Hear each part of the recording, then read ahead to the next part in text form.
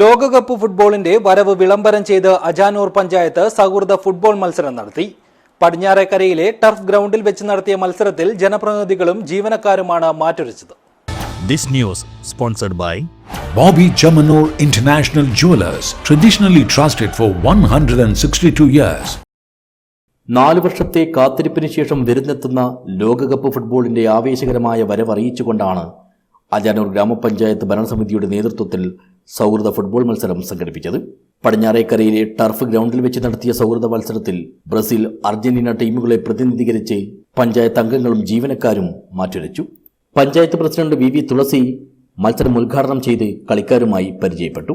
2026 ലോകകപ്പ് നടക്കുകയാണ്. അതിന് മുന്നോടിയായിട്ടാണ് അജാനൂർ പഞ്ചായത്തിൻ്റെ ഭരണസമിതിയും സ്റ്റാഫ് അംഗങ്ങളും കൂടി ഇങ്ങനെ ഒരു സൗഹൃദ മത്സരം വെക്കാൻ വേണ്ടി തീരുമാനിച്ചത്. നമുക്ക് എല്ലാവർക്കും അറിയുന്നത് പോലെ ലോകമൊട്ടുക്കും ഒരു ബോളിന് ചുറ്റും കാണികളായിക്കൊണ്ട് നെഞ്ചിടിപ്പേറെ നിർത്തിക്കൊണ്ടാണ് ഫുട്ബോളിൻ്റെ ആരാധകരായി മാറിയിരിക്കുന്നത്. എല്ലാ തരത്തിലും ചെറു കുട്ടികൾ മുതൽ പ്രായഭേദമില്ലാതെയാണ് ഫുട്ബോളിനെ ആരാധിക്കുന്നത്. ആ ഫുട്ബോളിനെ ആരാധിക്കുന്ന ഈ വേളയിൽ പഞ്ചായത്തും ഭരണസമിതിയും കൈകോർത്തുകൊണ്ടാണ് ഇങ്ങനെ ഒരു സൗഹൃദ മത്സരം സംഘടിപ്പിക്കുന്നത്.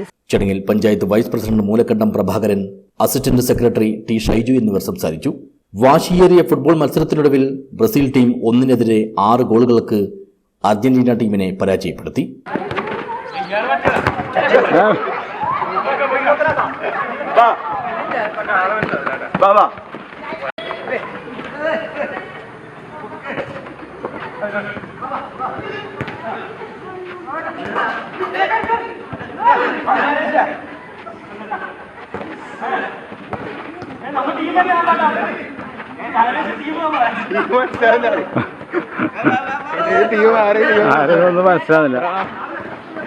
ബ്രസീൽ ടീമിനെ പ്രതിനിധീകരിച്ച പഞ്ചായത്ത് 3-ാം വാർഡ് മെമ്പർ കൂടിയായ എ തമ്പാൻ മികച്ച കളിക്കാരനായും തെരഞ്ഞെടുക്കപ്പെട്ടു.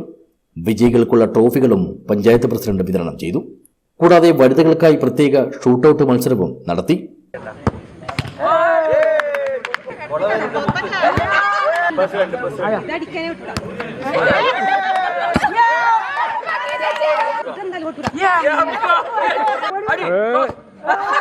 ഇതിൽ മത്സരിച്ച മെമ്പർമാരും ജീവനക്കാരുമായ വനിതകളുടെ പോരാട്ട വീര്യവും ഏറെ ആകർഷകമായി. News bureau, Kanhangad.